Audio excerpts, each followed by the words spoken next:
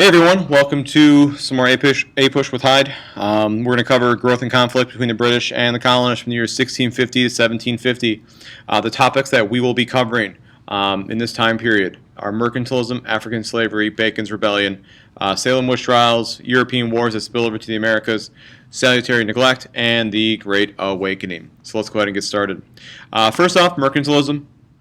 Mercantilism is an economic system that is employed by these European nations, kind of when they're doing this empire building in the 17th, 18th centuries. Basically, mercantilism is this idea that countries should be as self-sufficient as possible, and that there should be very little trade. And if there is trade, there should be a very favorable balance of trade. Okay, so basically, mother countries looked at their colonies as a way to enrich themselves and make themselves more self-sufficient.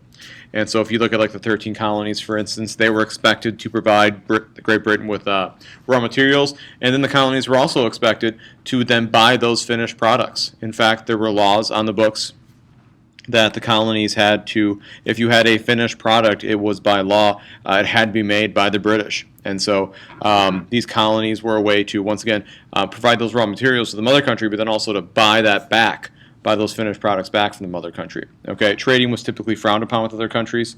In fact, the navigation laws were an attempt by the British to block trade with the Dutch, who the New Englanders were starting to trade with, and even despite the navigation laws, the New England continued to trade with the Dutch, and that actually they got punished for that, and they had their charter revoked, and they became the Dominion of New England, where you saw more more royal control over that colony for a period of time. We also see slavery starting to rear its ugly head in the 17th century here. We talked a little bit about this in the first podcast, that the first slaves were brought to Jamestown in 1619 to help farm tobacco. By 1670, you see slave numbers are starting to grow. We have 2,000 out of 35,000. But we see slavery really picking up in the 1680s, mainly because the indentured servants are not working out. Okay, originally, one of the ways to solve this labor shortage in the Chesapeake area was to get all these indentured servants to come in. However, that becomes more difficult. Less British people are willing to immigrate, and so there's a massive shortage in labor. In addition to that, these indentured servants and former indentured servants in the Chesapeake region are basically freaking out these wealthy landowners. Okay, in fact, there's a rebellion known as Bacon's Rebellion, started by Nathaniel Bacon.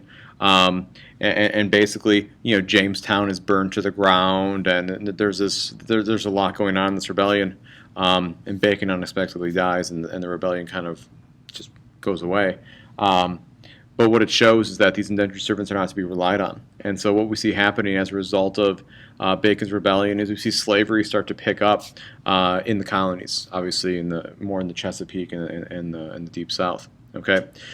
And so it picks up, and we start to see by the mid-1700s that slaves are starting to outnumber whites in certain colonies, specifically like South Carolina. As a result, we also start to see significant numbers of Africans being brought to the colonies, and that's where we start to see this rich African culture beginning to develop throughout the South. Okay, moving on, the triangular trade is the trade network that's set up that makes a lot of New Englanders very rich. You can kind of see, I guess, how it runs. Basically, you have raw materials that go from the Americas to England.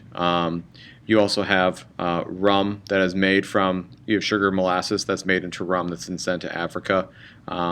Sell the rum, buy slaves, bring the slaves back to the West Indies, buy molasses, take it to New England, make rum, back and forth. And there's also all this other raw materials that are being traded along the way. Here's a nice graphic. I'm sure you've seen it before. It shows you the Atlantic slave trade. Interestingly enough, you see most of the people that are enslaved from Africa are taken to either Brazil or mainly the Caribbean. I've already kind of talked about Bacon's Rebellion, so I'm just going to, if you want to get a little bit more of a idea of what it is, feel free to pause this and study on your own. Salem witch trials also take place during during this time period. Salem witch trials really kind of show that up in Massachusetts, there are some threats to the old ways of what the Puritans and the Separatists kind of set up here. We basically see that. Like I said, this new merchant class that's popping up is kind of threatening the old school Puritan kind of farming lifestyle, and I guess there's a lot of threats to that. And so when you look at the Salem witch trials, you see all these women that are basically accused of witchcraft, but what we see is most of the families that are accused of witchcraft are basically these people that are from this growing market economy, and the accusers are coming from this farming family. So what we're really seeing in the Salem witch trials is we're starting to see this conflict. We're starting to see these changes taking place in New England, where they're trying to shift away from this this very religious way of life, this farming way of life, these tight-knit communities, and they're feeling threatened by this new kind of commercial and this new merchant way of life. So we're starting to see some conflict there as well. Moving on, we also know that there are some European wars that start spilling over during this time. King William's War from 1689 to 1697. We have New England colonists fighting French colonists, and both sides have their Indian allies. We see Queen Anne's War in 1702 to 1713. Once again, colonists are fighting for the crown. So we definitely see some wars spilling over into the Americas. Also, what we see happening during this period is because the British are so focused on affairs elsewhere that they really, I guess, let the Americas kind of run themselves. And this is known as salutary neglect. And this is significant because the colonists start to get used to running their own affairs. And when the British eventually try to rein back on that freedom, to take control over those colonies, later on in the 1700s, the colonists are going to fiercely resist and resent that because they're so used to kind of doing their own thing and running their own affairs. And so they're going to very much not like that when they're taxed and over-representation and stuff like that. Okay. The Great Awakening is also a movement that takes place in this time period. It's really the first massive social movement in American history.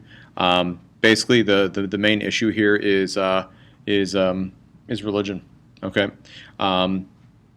Basically, the people in New England are a little concerned that the quality of their of the priest is decreasing.